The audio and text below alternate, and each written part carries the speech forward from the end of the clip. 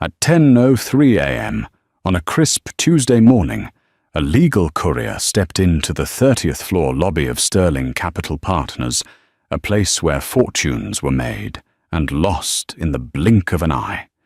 He held a thick cream-colored envelope addressed personally to Mr. Nathaniel Sterling, the titan of industry who ran this kingdom of glass and steel. But Nathaniel Sterling wasn't in his corner office, overlooking the sprawling expanse of Chicago. He was 5 miles away, tangled in the silken sheets of a downtown loft, blissfully unaware that his perfectly curated world was about to be shattered by the one person he believed he had complete control over: his quiet, dutiful, and very pregnant wife. The silence in the Sterling penthouse was a physical entity. It lived in the vast, echoing spaces between the floor-to-ceiling windows and the minimalist Italian furniture. It clung to the cold marble countertops and settled like a fine dust on the priceless works of art Genevieve had once lovingly curated for their home. It was a silence born of absence, a quiet so profound it screamed. For the past year, Genevieve had become an expert in deciphering the nuances of this silence. There was the 2 a.m. silence, when Nathaniel would slip into their bed, smelling of expensive whiskey and a faint floral perfume that wasn't hers. There was the 7 a.m. silence, when he would already be dressed in a bespoke suit, sipping an espresso, while scrolling through market reports on his phone, his presence as functional and detached as the smart home system that controlled their lights. Then there was the weekend silence, the most painful of all, filled with flimsy excuses about emergency board meetings or international calls that somehow always required him to be at a hotel downtown. Genevieve Sterling was not a fool. She had been a rising star in the art world, a woman with a keen eye for detail and an intuitive understanding of the hidden stories behind a polished facade. When she married Nathaniel, she thought she had found a partner, a man whose ambition was matched only by his charm. He had pursued her with a relentless, all-consuming passion that had swept her off her feet. He'd praised her intellect, admired her career, and promised her the world. But once the ring was on her finger, the partner had slowly morphed into a proprietor. Her career was gently nudged aside, deemed a charming hobby in the face of his monumental responsibilities. Her friends were subtly vetted and dismissed as not being on their level. Her life, once a vibrant canvas of her own creation, had been painted over, replaced by the sterile, gilded life of Mrs. Sterling. The pregnancy should have changed things. When she'd told him, her heart thumping, with a mixture of terror and hope, he had smiled. It was a perfect corporate smile, the one he used for the cover of Forbes. He'd placed a cool hand on her still flat stomach and said, "A son. An heir for the Sterling legacy." He hadn't asked how she felt. He hadn't marveled at the miracle of it. He had simply approved the acquisition of a new asset. That was the night the last vestiges of her hope had withered and died. The final piece of evidence had arrived not with a bang, but with the quiet hum of the laundry machine. 2 weeks ago, while gathering his custom-tailored shirts for their housekeeper, something had fallen from the pocket of a Zegna suit jacket he'd worn to a late-night client dinner. It wasn't a receipt or a lipstick-stained napkin. It was a simple plastic keycard from the peninsula, a hotel less than 3 miles from their home. It was dated for that very night. She had stood there in the cavernous laundry room, the plastic cool against her palm, and felt a strange sense of calm wash over her. The frantic hurt, the gnawing suspicion, the desperate denial, it all evaporated, leaving behind a cold, hard clarity. She wasn't a partner or a wife or even a cherished possession. She was a feature of his portfolio, the beautiful wife, the prestigious address, the coming heir. And like any part of a portfolio that was underperforming or no longer served its primary function, She was being neglected in favor of a newer, more exciting investment. That evening, she had called her old college roommate Rosemary, a woman who had seen her through every triumph and crisis before Nathaniel had deemed her too provincial. Rosemary hadn't said, "I told you so." She had simply listened as Genevieve's carefully controlled voice finally cracked the story of the hotel key and the years of silent neglect pouring out of her. "What are you going to do?" Jen Rosemary had asked, her voice a warm anchor in the storm. "The first thing I did after we got engaged," Genevieve had whispered, her eyes fixed on the Chicago skyline, the city lights like a galaxy of indifferent stars, was sign a prenuptial agreement. A document his lawyers drafted. It felt so unromantic.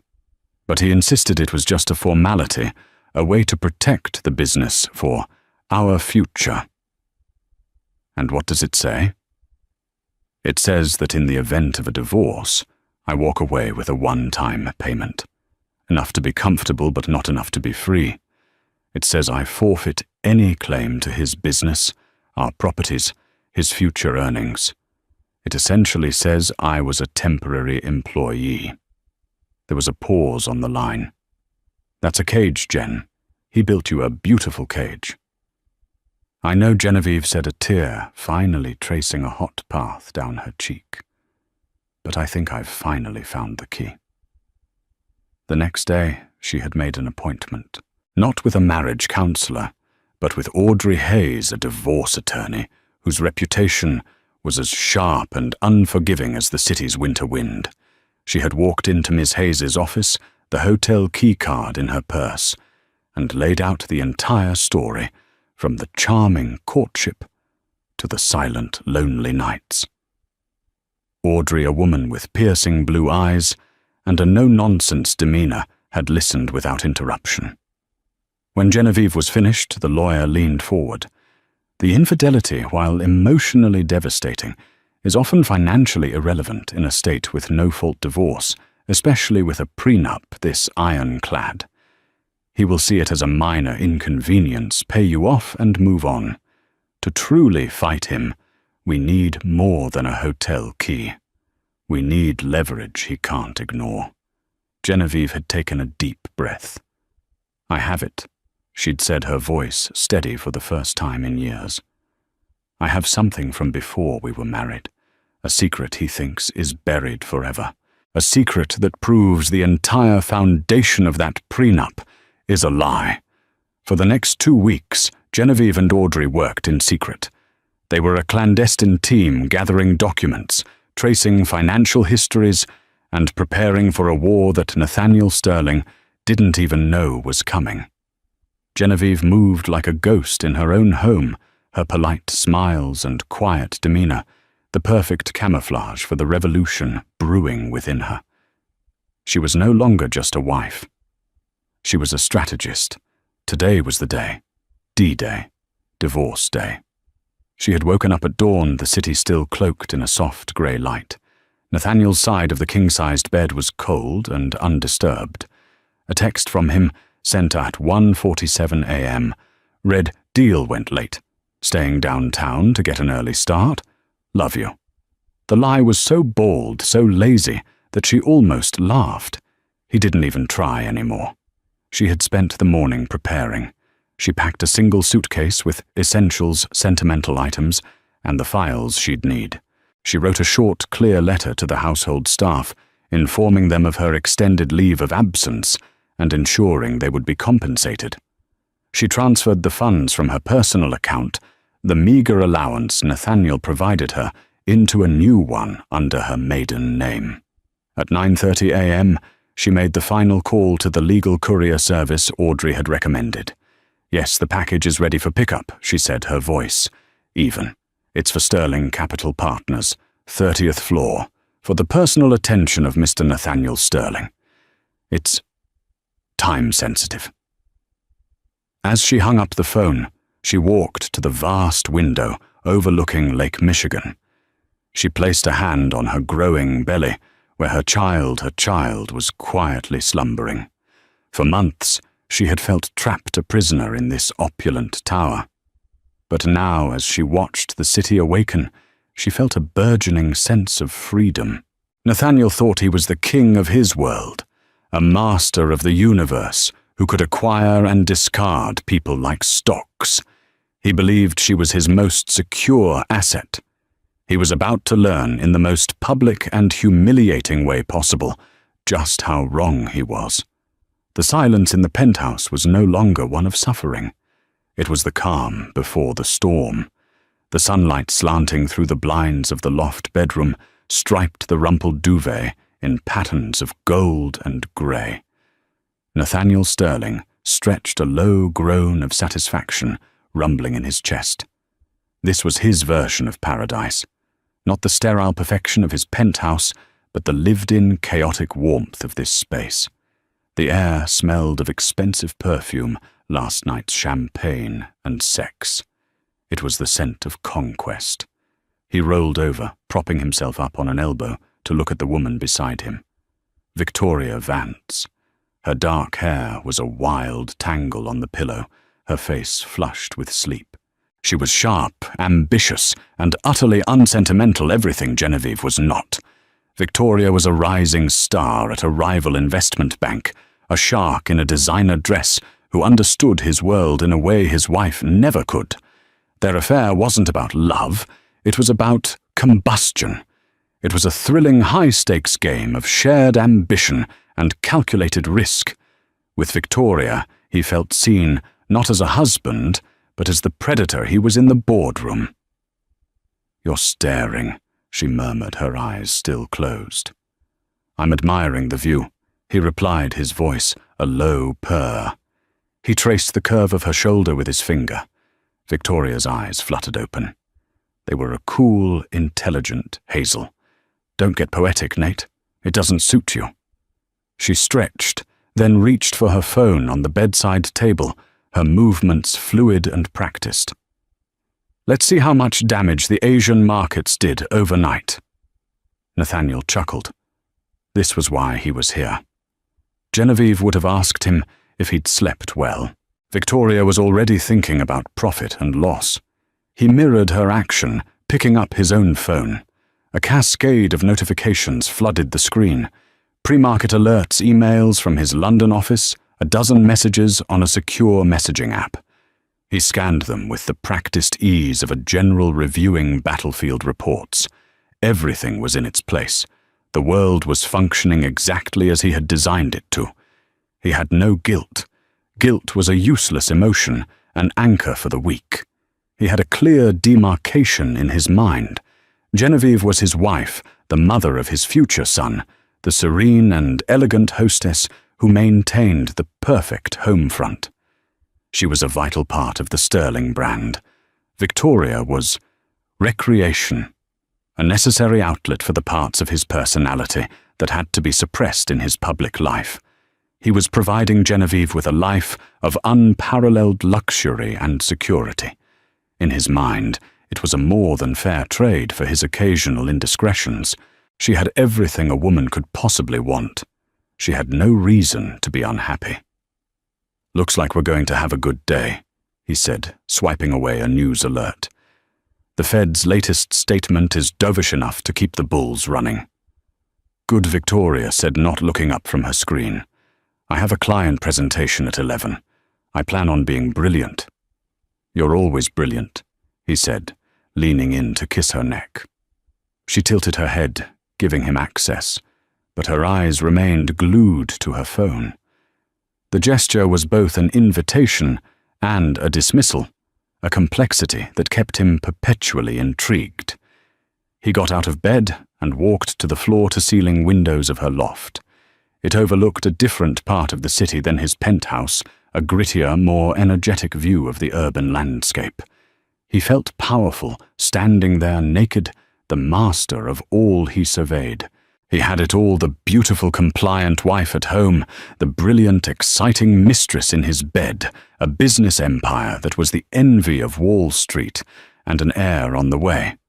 It was a perfect, balanced ecosystem of his own design. He thought briefly of Genevieve. He should probably call her soon. He'd send flowers later, a massive bouquet of peonies, her favorite. A small, easy gesture to smooth over his absence. She never asked too many questions. In the early years of their marriage, he had seen a fire in her, a sharp intellect, and a passionate spirit. He had worked diligently, if subconsciously, to bank that fire, to temper it into a warm, predictable glow that would better suit his needs. He'd convinced himself it was for her own good, shielding her from the brutal realities of his world. The truth was, he couldn't have a queen beside him. He needed a consort. He had succeeded. Genevieve was now the perfect wife, beautiful, placid, and entirely manageable. "I need to use your shower," he announced, turning from the window. "Be my guest," Victoria said, finally, putting her phone down and stretching languidly. "Don't use all the hot water. I have to look like I got a full 8 hours of beauty sleep in front of people who know I was out with you until 2 a.m. He grinned. "Your secret's safe with me." He stepped into the sleek glass-walled shower, turning the water on as hot as he could stand it. The steam filled the enclosure, clouding the glass and insulating him from the world. This was his process. He would wash away the scent of Victoria, transform back into Nathaniel Sterling, the respectable husband and CEO. He would dress in the spare suit he kept here, step out into the city, and his two worlds would remain perfectly separate, just as he intended. As the water cascaded over him, he planned his day.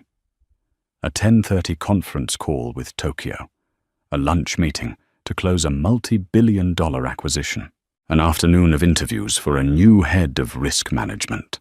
It would be a day like any other, a series of calculated moves and decisive victories. His phone left on the marble vanity began to buzz.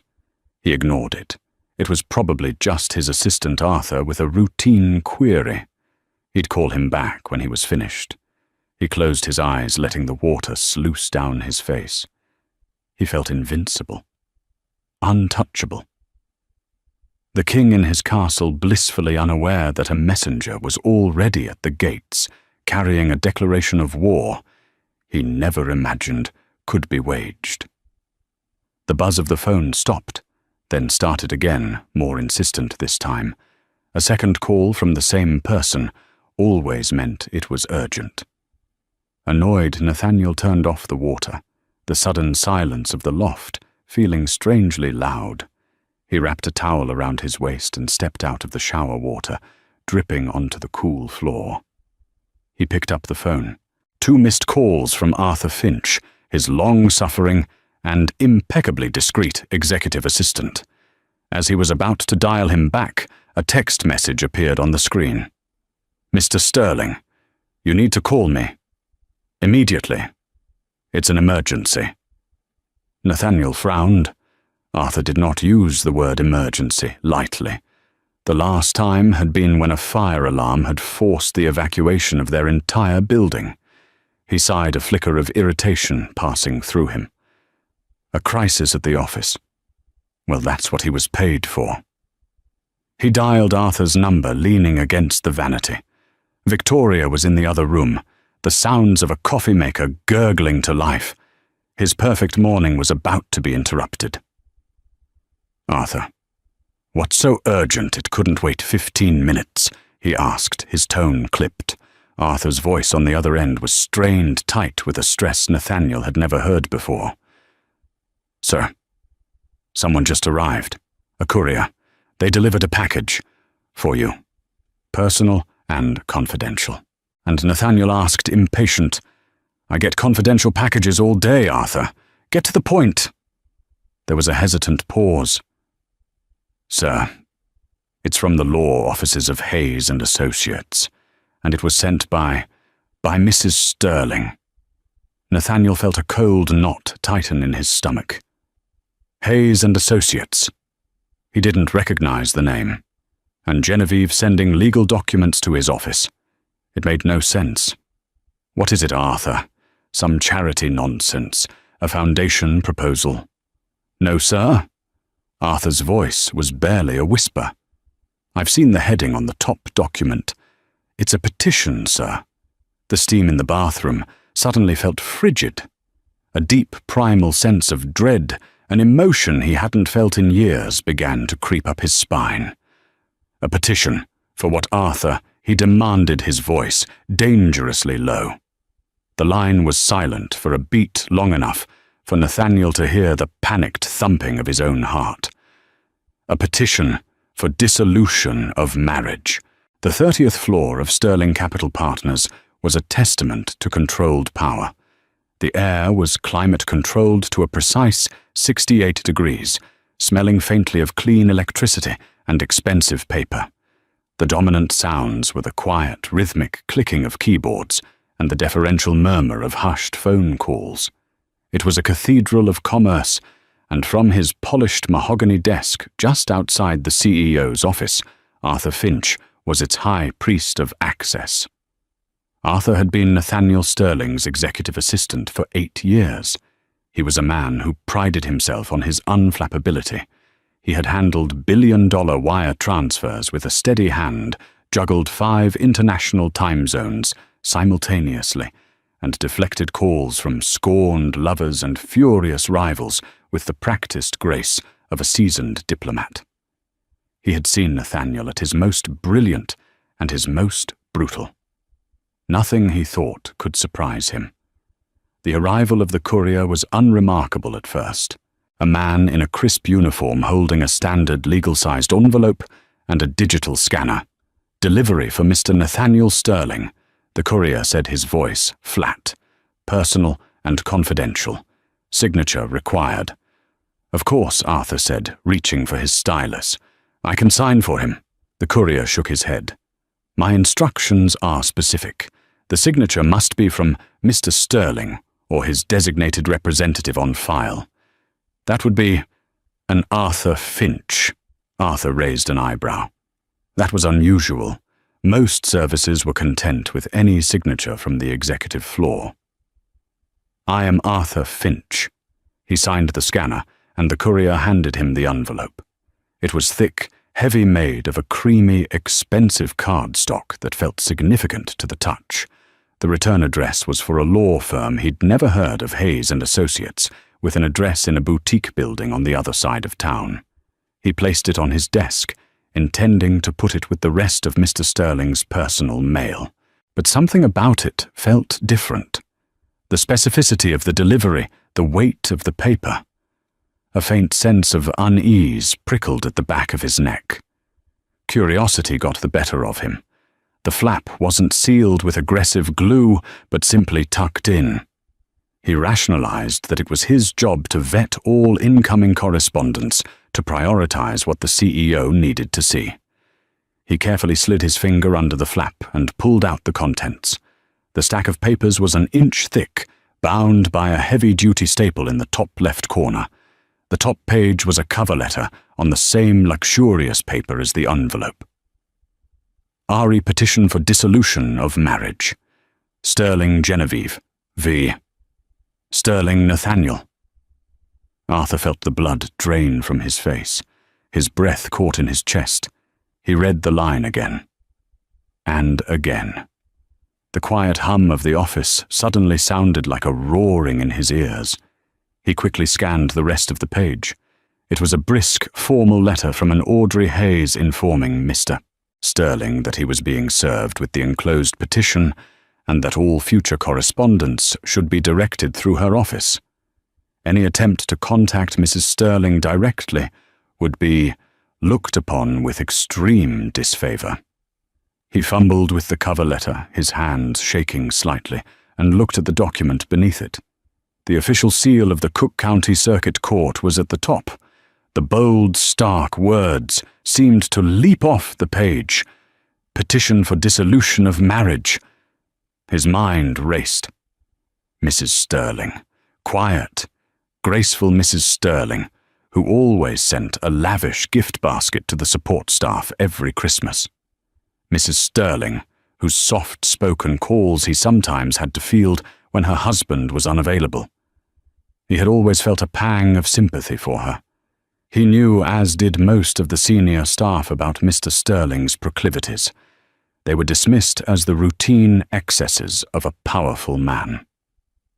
Arthur had always assumed Mrs. Sterling either didn't know or had chosen to accept it as part of her gilded life. Clearly he had been wrong. A wave of panic washed over him. He had to call the boss. But what would he say? And where was he? Arthur knew exactly where he was. He had booked the car service that dropped Mr. Sterling at Victoria Vance's loft building at 11 p.m. last night. This was a catastrophe of epic proportions. He looked around the office. A few analysts were glancing in his direction, their curiosity piqued by his pale face and rigid posture. He had to get control. He slid the documents back into the envelope, his movements stiff and clumsy. He stood up and walked into Mr. Sterling's empty office, closing the heavy oak door behind him, the click of the latch sounding like a gunshot in the silent room. The office was a monument to Nathaniel Sterling. One wall was a window, with a godlike view of the city. Another held a collection of abstract art that screamed of wealth and power. The desk was a vast, uncluttered expanse of polished mahogany. Arthur stood in the center of the room, the envelope in his hand, feeling like a live grenade. He pulled out his phone and dialed his boss's number. It rang 4 times and went to voicemail. Of course, he was still there, still in her bed.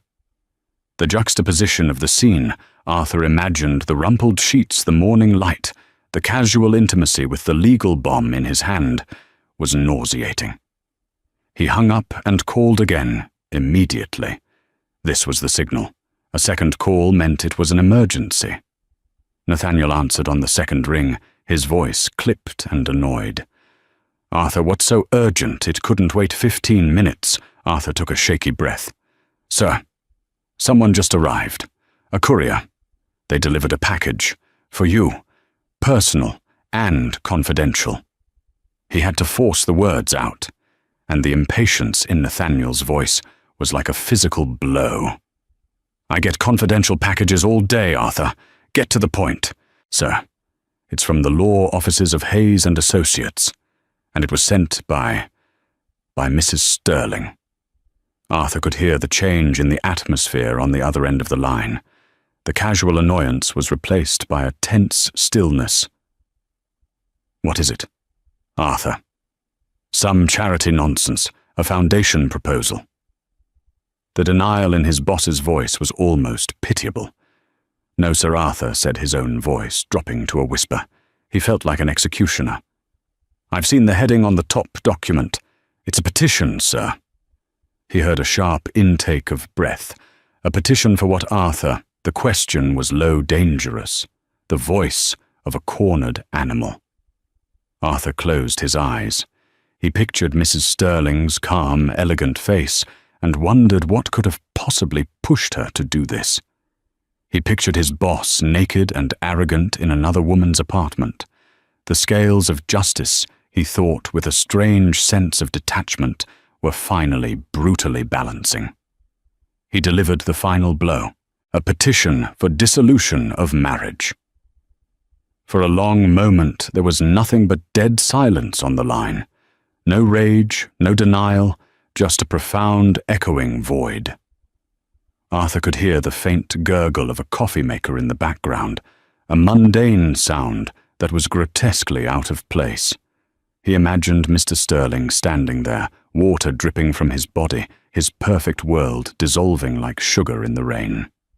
Finally, a voice came through the phone, but it was not the voice of the titan of industry Arthur knew. It was thin, brittle, and laced with a disbelief so profound it was almost pathetic. "Say that again." "It's divorce papers, sir," Arthur said, his duty compelling him to be clear. "Your wife, Mrs. Sterling, is divorcing you." The silence that followed was even heavier than before. The master of the universe had just been served, and the message had been delivered not to his home, not to his lawyer, but to the very heart of his empire while he was in bed with his mistress. It wasn't just a legal filing, it was a statement. It was a public execution. The words dissolution of marriage hung in the steamy air of the bathroom, seeming to warp the very reality around Nathaniel. For a moment, his brain refused to process them. Divorce. It was a concept for other people, for failed men. Not for him. Not for Nathaniel Sterling, the man who controlled everything. "Get my lawyer on the line," he finally barked into the phone, his voice a raw tear in the fabric of the morning. "Richard Grant. Get him now. Conference us in." Yes, Sir Arthur's voice was a small, distant thing. While he waited, Nathaniel's mind kicked into overdrive, a frantic series of calculations designed to mitigate damage. Genevieve. How could she do this? Docile, predictable Genevieve. It had to be a cry for attention, a hysterical emotional outburst.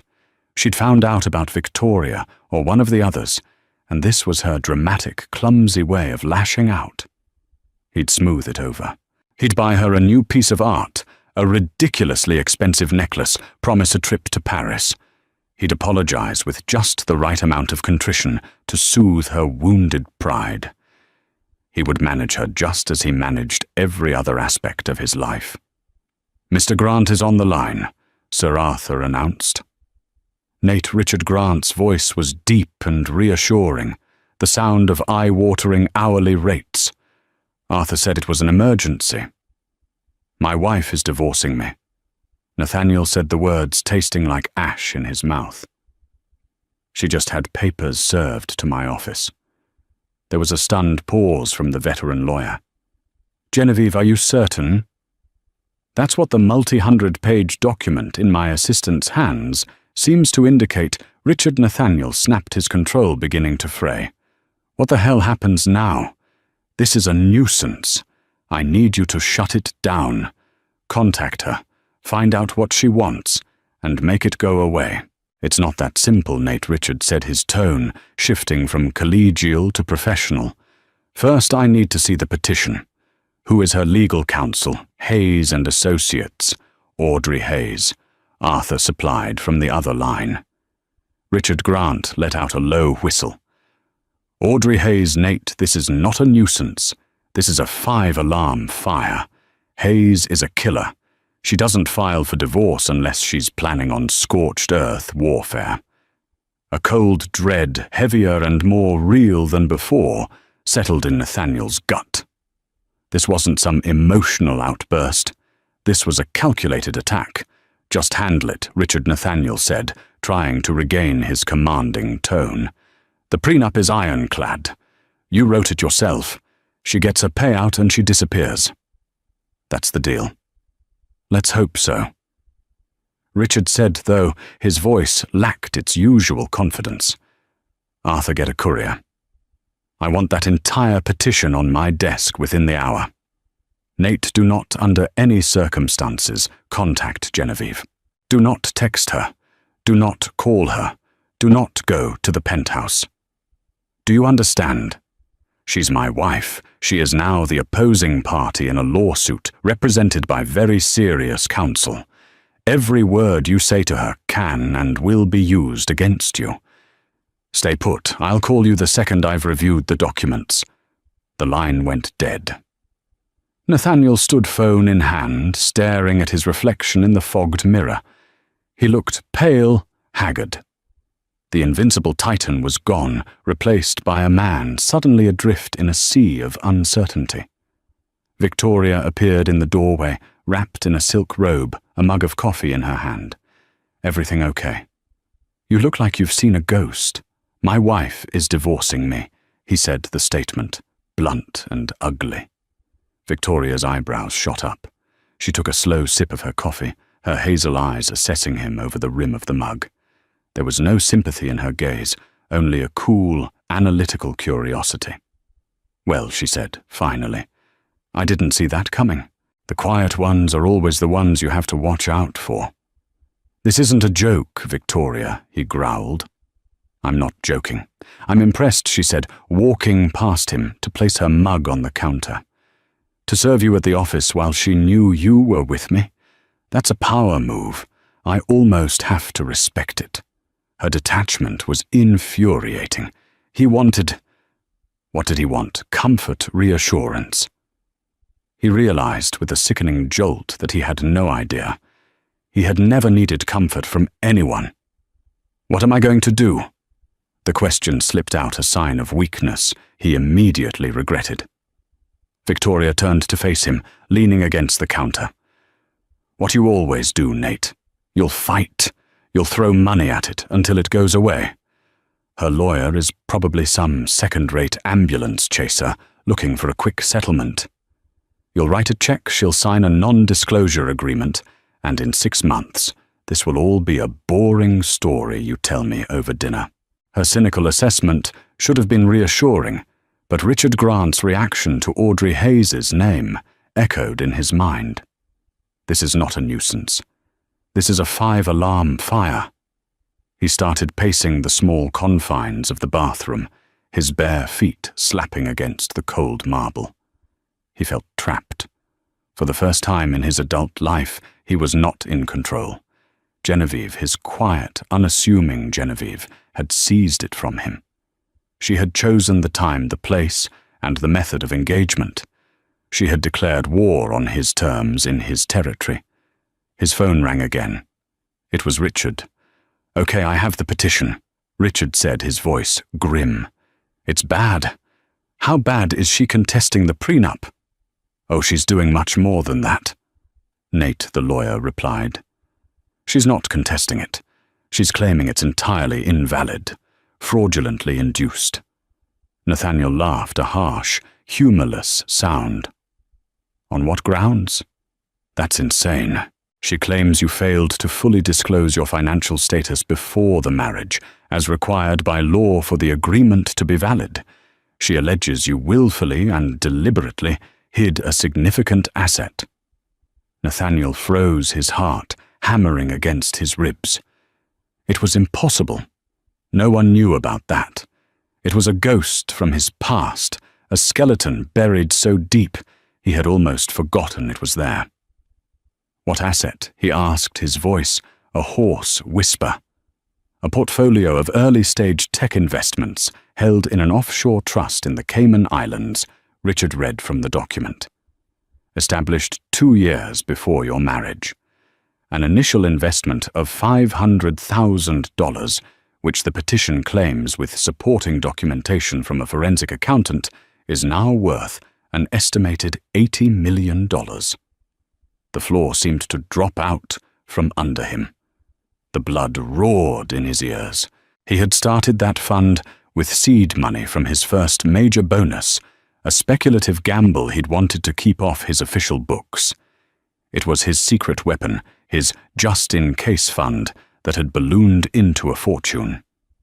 He had never told anyone.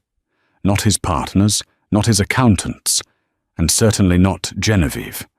How could she possibly know? The petition states, Richard continued, his voice heavy with the weight of bad news, that your deliberate concealment of an asset of that magnitude constitutes fraud, rendering the prenuptial agreement null and void.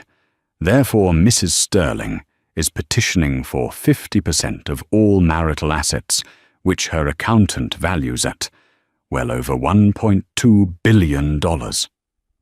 Nathaniel sank onto the closed lid of the toilet, the phone slipping from his grasp and clattering to the floor. $1.2 billion. Half of everything. His company, his properties, his legacy. But it wasn't just the money. It was the violation. She had been digging for months, maybe years, while she was smiling at his dinner parties and asking if he wanted his shirt starched. She had been conducting a covert operation against him. The quiet wife was a spy. The petition didn't just stop there. It included a motion for exclusive use of the marital home, a request for temporary alimony that was more than the annual salary of most CEOs, and a demand for a restraining order, preventing him from moving or liquidating any assets. She had him tied up in knots before he had even known they were in a fight. And then came the final, brutal blow. "There's more," Nate Richards said, his voice grave. "She's filed for sole custody of the unborn child." While Nathaniel's world was imploding in a steam-filled bathroom, Genevieve was sitting in a sunlit corner of a quiet cafe, a place he would never think to look for her. She was sipping a decaffeinated latte, a file folder resting on the table beside her. She was the picture of serenity. But beneath the calm exterior, her mind was a whirlwind of strategic calculation, a state she had secretly come to embrace. The past few weeks had been a revelation. She had discovered a strength within herself. She never knew she possessed a ruthlessness born of profound betrayal. The key to her entire plan, the linchpin of her rebellion, hadn't been the hotel keycard. It had been a dusty box of old photo albums she'd decided to sort through one lonely Tuesday afternoon 6 months ago. She'd been looking for a photo of her late father, and instead she'd found an old, forgotten memory stick tucked into the back of an album from Nathaniel's college days. Curiosity had led her to plug it into her laptop. It was mostly filled with old term papers and grainy photos. But in a folder mislabeled Econ Notes, she found a series of password-protected financial statements. Nathaniel was arrogant, but his younger self had been careless. His password, she'd guessed on the 3rd try, was the name of his first sports car, Carrera 911. What she found had made her hands tremble. It was the initial paperwork for an offshore trust established with a $500,000 investment. It was dated 18 months before he had even proposed to her.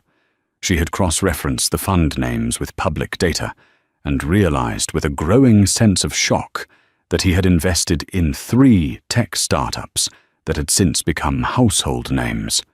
The value had to be astronomical. It was an asset he had never ever mentioned. When his lawyers had presented her with the prenuptial agreement, they had provided a schedule of his assets.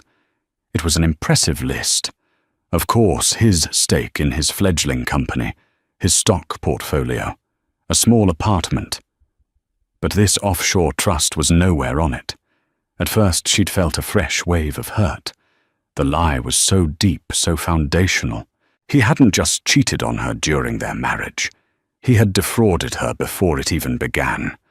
He had built their entire life together on a lie, ensuring that even if she dedicated her life to him, she would never be a true partner, merely a well-compensated contractor with no claim to the real fruits of the empire she helped him build through her social and emotional labor. But then the hurt had crystallized into something else: anger. A cold, clear, righteous anger. This lie was her leverage. This was the key to the gilded cage. Her first meeting with Audrey Hayes had confirmed it. When she'd presented the files from the memory stick, the lawyer's eyes had lit up with a predatory gleam. "This is it," Audrey had said, a rare, thin smile on her lips. "This isn't just a key, Mrs. Sterling. This is a stick of dynamite. His failure to disclose this invalidates the entire agreement. It's not just a breach, it's fraud. A judge will see this as a deception from the very beginning. We don't have to fight him over the scraps he offered you in the prenup. We can fight him for half of everything." From that day on, Genevieve had transformed. Under Audrey's guidance, she became a meticulous researcher. She hired a forensic accountant, a quiet man named Mr. Davies, who had been delighted to sink his teeth into Nathaniel's labyrinthine finances. Together they had built their case brick by painstaking brick, all while Genevieve played the part of the oblivious pregnant wife. She had learned to hide her search histories, to use encrypted emails to pay for services from a secret bank account she funded, by selling a pair of diamond earrings Nathaniel had given her, an irony she savored. Every polite smile she gave her husband every time she packed his bag for a business trip. Every night she lay alone in their bed, she was fueling her resolve. She was no longer a victim of his deception. She was the architect of his downfall. The decision to serve him at the office had been hers alone. Audrey had suggested a more conventional serving at the penthouse. No, Genevieve had said, her voice firm. He needs to be hit where he is most powerful and where he is most vulnerable. He sees his business as his fortress.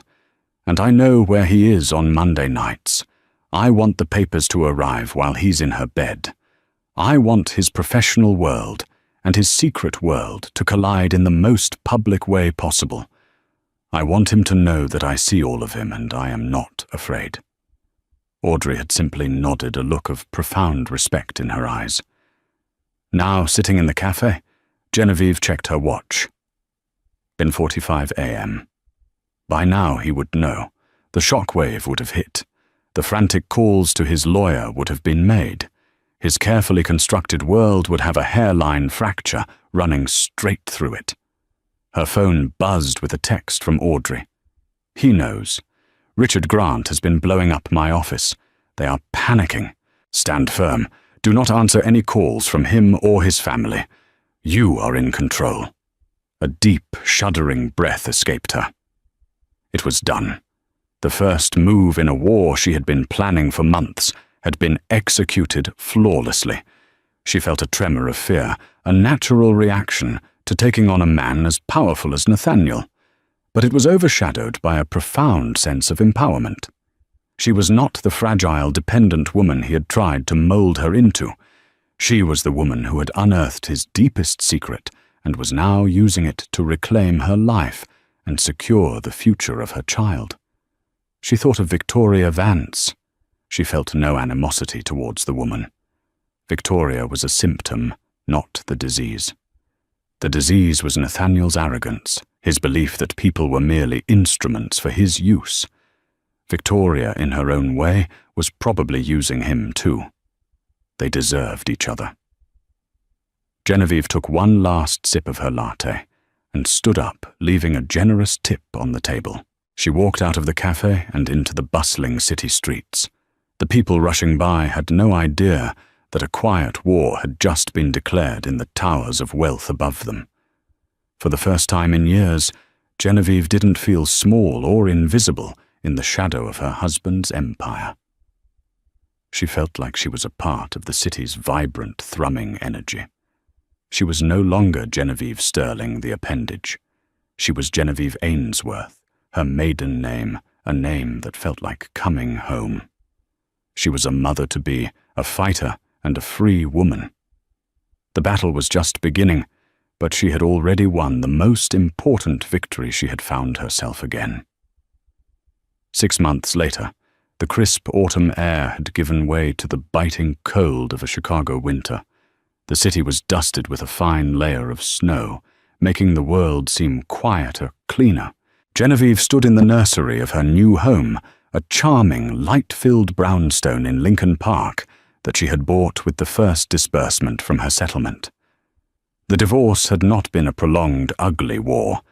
It had been a swift, brutal surrender. Faced with undeniable proof of fraud, Nathaniel's legal team had folded almost immediately.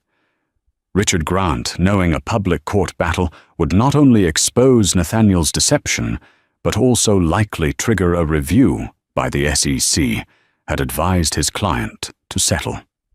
The spectacle of a billionaire being exposed as a fraud who had cheated on his pregnant wife was not a story Sterling Capital Partners wanted on the front page of the Wall Street Journal. The negotiations were swift. Nathaniel, humbled and furious, had no choice but to agree to terms that were once unthinkable.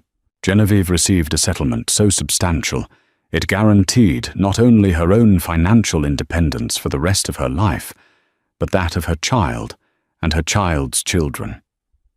She had insisted on the Lincoln Park brownstone, the penthouse holding too many ghosts. She was granted sole custody of their child, with a structured and supervised visitation schedule for Nathaniel contingent on his behavior. She had won, on every single front. The final meeting to sign the papers had taken place in Audrey Hayes's sterile conference room. Nathaniel had looked diminished. The swagger was gone, replaced by a hollow-eyed exhaustion. He had lost weight. He hadn't looked at her once during the entire proceeding, his eyes fixed on the documents his hand signed, transferring vast sums of his fortune and control over his legacy to her. When it was over, he had walked out without a word. She later heard through the grapevine of gossip that Victoria Vance had left him weeks after the divorce was filed. A weakened king was of no use to her. His company's board had also forced him to step down as CEO, moving him to a chairman role with limited power, a consequence of the scandal's fallout. His empire was still standing, but its emperor had been dethroned. Genevieve placed a hand on her belly, now large and round. Her daughter, whom she had already decided to name Hope, kicked gently as if in response. The nursery was painted a soft, sunny yellow. A mobile of hand-carved wooden animals hung over the crib. It was a room filled with peace and anticipation, a world away from the cold, silent museum she had once called home. Rosemary was there, helping her hang a small framed watercolor of a field of wildflowers. "How does it feel?" Rosemary asked, stepping back to admire their work.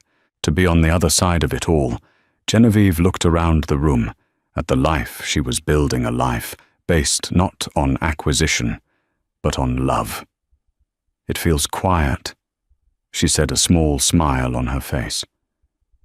"But it's a good quiet. It's the quiet of a house that's waiting for laughter."